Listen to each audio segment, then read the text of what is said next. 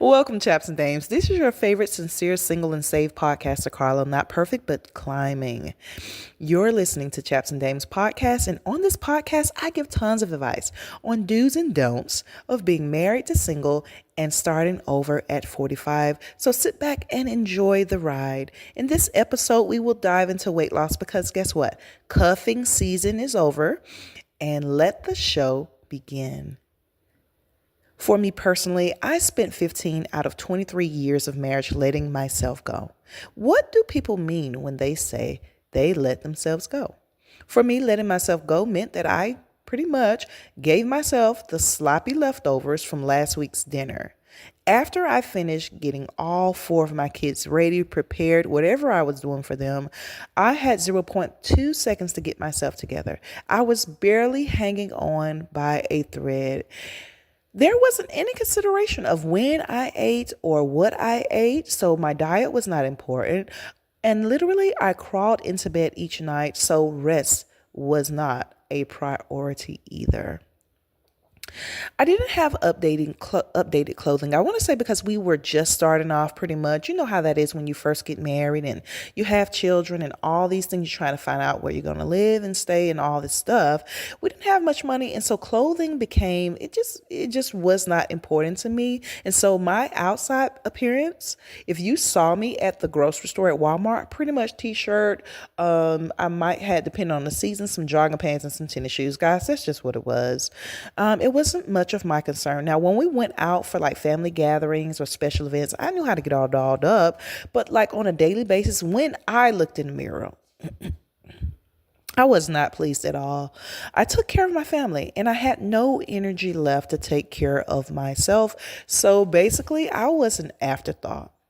I was an at-home mom for multiple years and I didn't have a good support system. And most importantly, I didn't have a personal system. I didn't have personal systems set in place. So yes, you may hear people say, I didn't have strong support systems and I was doing everything by myself. But oftentimes, guys, support should start with you. Because who will care and understand more about you and your life than you? So when I first got married and I was pregnant with my first out of four kids, I weighed around 160 to 165. And that was pretty good to be pregnant. I was 22 years old. And aside of being pregnant, 145 to 150 was my normal weight. I'm 5'8.5", so I'm kind of tall for a female. But after my third child, the weight didn't leave. And I didn't have any systems in place to take care of myself. And so as an at-home mom, I had opportunities each day to change or to take better care of myself. But mentally, I just was not there. I was depressed and sleep deprived because I took care of all four of my kids endlessly. I took care of my entire family, including my ex-spouse, endlessly. I requested support. And it got me absolutely nowhere, ladies. Nowhere, gentlemen. But I still had a chance. Here's the part where I'm like, it's still no excuse. There's sometimes in your life when, yes, that's a great excuse, okay? But for the majority, that's still no excuse that others would not serve me or help or support. I could not just letting myself go for years and saying, well, they wouldn't support. That's not an excuse. Because I had chance after chance to put systems in place and I failed week after week, day after day. I mean, I want to say there were systems in place when when it came to smaller issues I was having, but I didn't tackle the larger issues, such as my personal bedtime routine, which would have given me more energy to take care of my family and to take care of myself. And also, I didn't have systems in place for like dinner time, making sure that we had dinner on the table at a decent time each day. Yes, some days, yes. But most days, guys, I was just being blown, tossed and forth by the wind. Each day, it was just depicted upon how I felt for that day and what I had going on. And that's not a good, healthy way to lead your life. It just is not. So if you're being blown and tossed back and forth by the wind, that's not good. For every area of your life that is difficult or weighs you down, think about it. Make a list of what gets on your absolute nerves, what you can't stand to do or partake of, guys. Make a list. No, I'm serious. Write down what makes your life more difficult. And what you're missing is systems.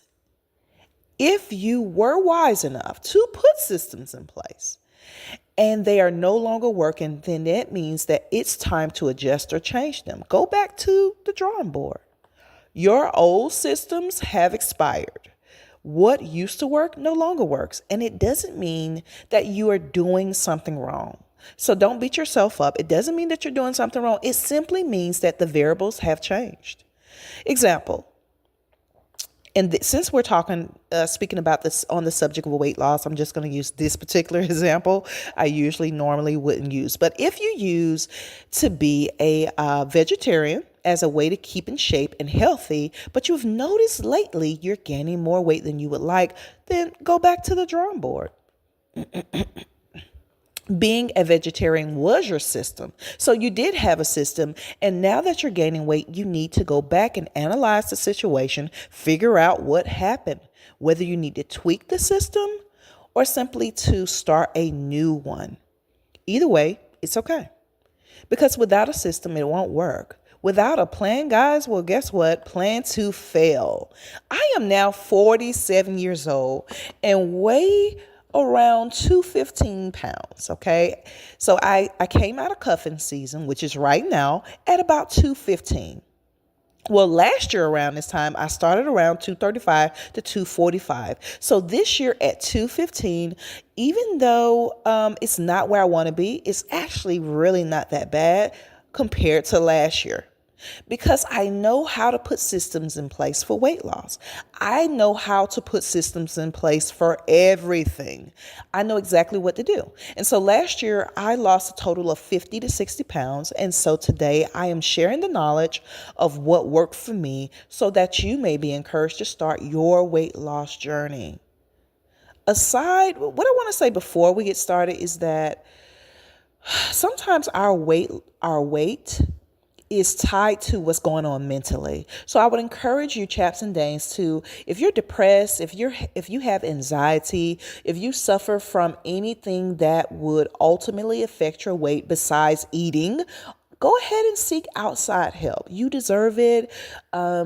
And tackle that first, I would suggest, okay? Because mentally, you have to be on board for everything. You cannot put systems into place and you're mentally not ready to perform them, if that makes sense.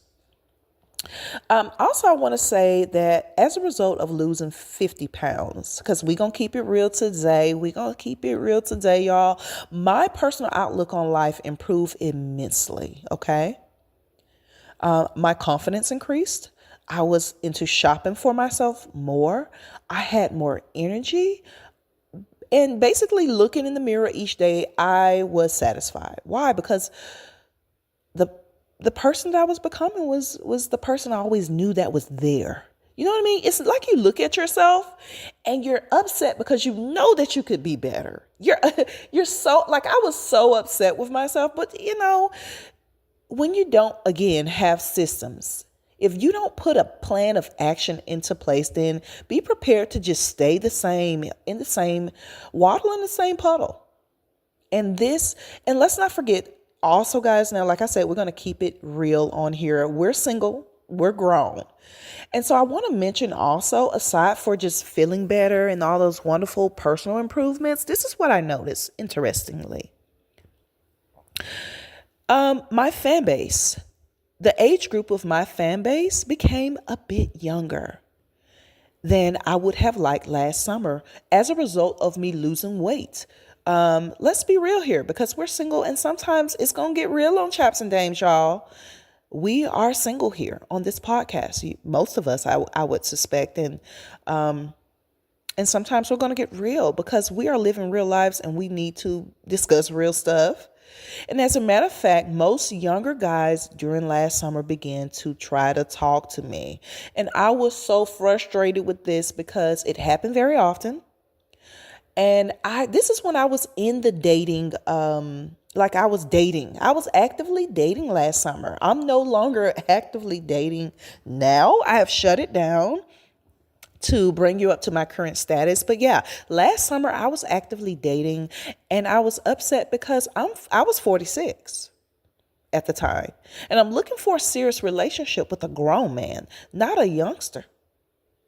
And so I was quite annoyed at times because oddly, what I found was older men and men my age usually didn't talk to me.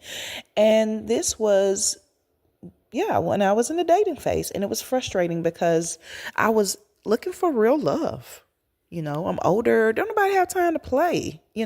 So moving along, guys. So I gained weight during my winter months. And now it's time to get busy. Here are a couple of scriptures, guys. We're going to hit this with some scriptures. Let me see what I got for you all today. All right, so here are a couple of scriptures to set as a foundation for your weight loss. Why do we want to do this? Because we want to check and see what God says about it. Because why do we need him for every aspect of our lives? Yes, including your weight loss. Don't look at me like that, because guess what? You've tried weight loss before.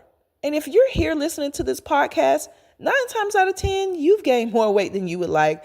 Let's not do it alone this time. So we're going to go and we're going to pull God in our situation. Every door, nook and cranny of your life, you need to surrender. And that includes your health. And that includes your weight loss. So let's start off by looking at Exodus 23:25. Guys, this is a good one. And I think I've read it before, but sometimes, when you read the Bible, certain scriptures don't hit until you're actually going through it. So I want to say that I was okay with my weight when I first read this. Worship the Lord your God, and his blessing will be on your food and water. Say what? I will take away sickness from among you. So if I have any chaps and dames in the podcast right now, and you are suffering in your body with any type of ailment, sickness, weakness, or whatever, this scripture is for you. Write it down. It's Exodus 23:25. Okay. Another one that could be just for you, depending on how serious your sickness is. Psalms 117 and 117:17. I will not die, but live and proclaim what the Lord has done. Those are the two scriptures I want to shoot out to you guys. That's going to be the foundation, guys. The scriptures are going to be the foundation of your journey and my journey this year. So here are 4 strategies to consider, because we're going to start with these strategies. We're going to stir ourselves. If you are trying to lose weight and become healthier, a healthier version of yourself, here are these 4 strategies I'm going to spill out to you today. So the first out of 4 systems to put into place to lose weight, although I do exercise, I'm giving you non-exercise tips.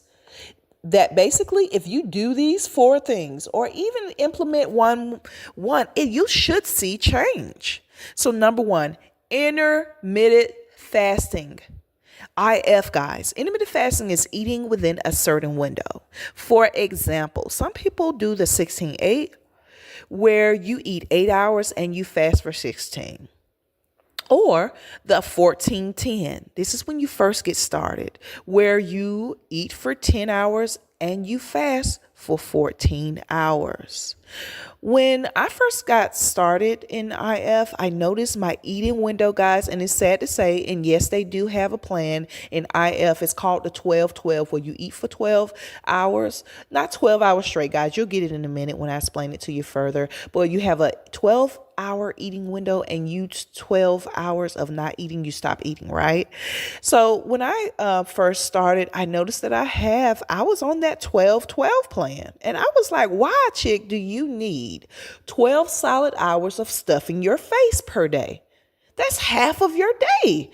I was like, what? And so that meant that I would eat breakfast around 10 a.m. or earlier, depending on how greedy I was being, and eat my last meal around 9 to 10 p.m. Are you kidding me? From the time you eat your first meal, and sometimes depending on your Starbucks drink or whatever you drink, your coffee, if you put sugar in it, you will be breaking the fasting hours while you're asleep. And this this, my friend, starts your eating window. And yes, you fast, it counts even while you're asleep. So if you're stopping your meal, let's say you decide to stop at 7. If you're on one of these plans for IF and you stop at 7, you wake up and don't eat till 7, you just did a 12-hour fast because eating still counts. Now I wake up and I push back my breakfast. And guys, this took practice. This is not my first year of IF. And last year was not my first year of IF. I want to say I started back in I first got whiffed of it 2019, 2020, somewhere around there. And it was wonderful. Now I wake up and push back my breakfast. At first it was difficult, and I now usually don't eat my first meal until 1 to 2 p.m. most days. And when I'm greedy, it's 12 noon. Like right now, it's 10:45 in the morning. I have not ate, but I'm getting ready to sip on some tea. And I eat my last meal typically around 6 p.m. But in my mind at this point, 6 p.m. is late, guys, to me. IF has so many benefits. One of my fave is that it's actually stopped the cravings. If you notice that you're having sweet cravings or you want to just indulge in fast food or anything that's unhealthy for you, when you do IF, those cravings subside. They slow down at first and then eventually you don't get them anymore. You get really used to not eating or feeling like you're about to starve.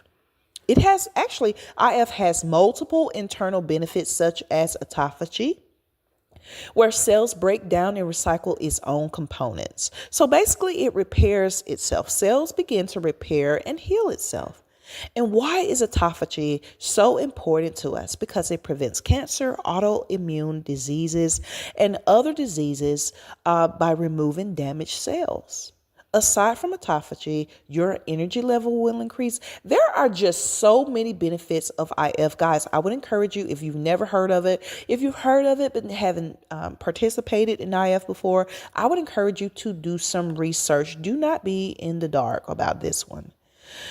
My number 2 strategy for losing weight is educating myself. Guys, I know you're saying like that has nothing to do with losing weight, but I'm going to tell you how it actually does. I am more willing to eat a kale salad if I know the benefits of kale.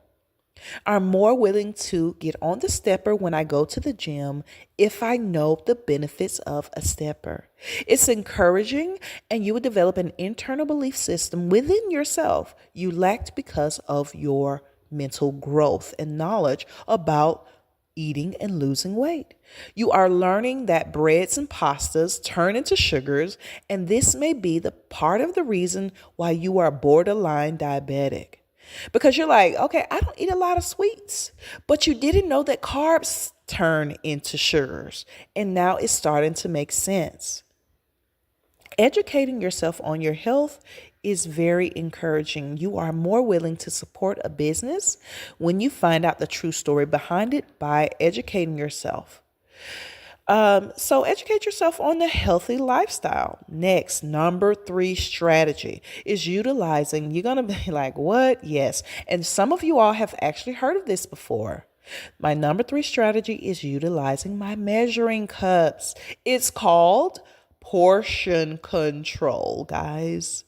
When we fix our plates, now this is real. When you fix your plate for dinner, our portions is typically based upon how much we like that particular food. So if you don't like green peas, guess what? Green peas is not going to be a whole lot on your plate. And sometimes, guys, you're not even going to put the green peas on your plate. Let's just talk.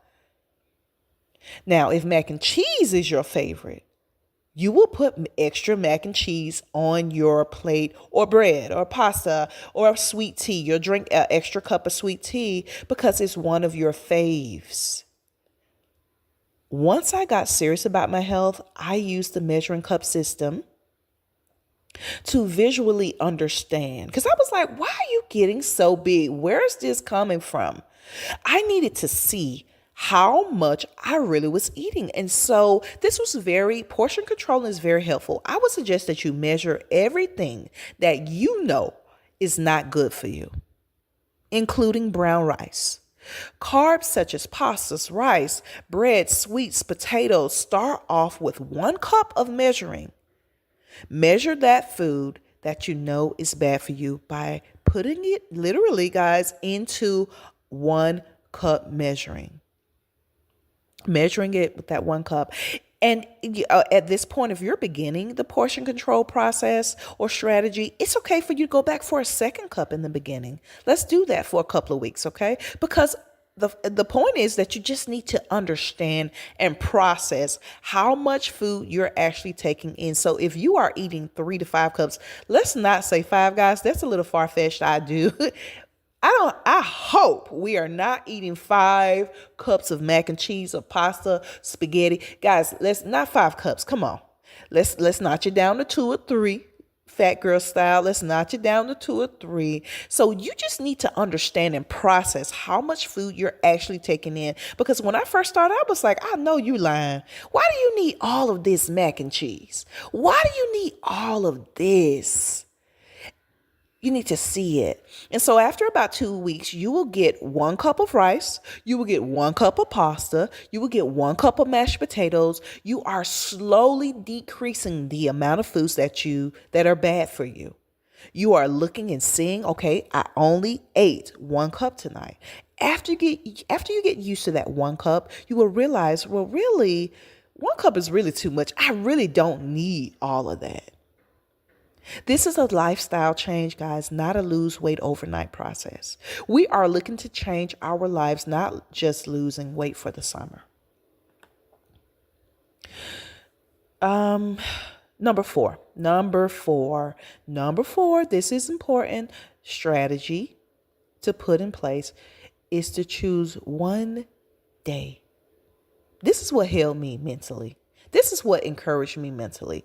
Choose one day to eat a meal of your choice. Reward yourself for doing well. It's okay. I push my candy bar or my combo off until Friday or Saturday. It's okay. It gives you something to look forward to while you're growing and becoming a healthier version of yourself. A cheat day, a cheat meal is very important when you're really trying to get in. You need something. So with these systems, you will see results. You will feel better and become better. These tips or systems rather are straight from my heart, guys, to yours. Until we meet again next Friday, I want you to take care.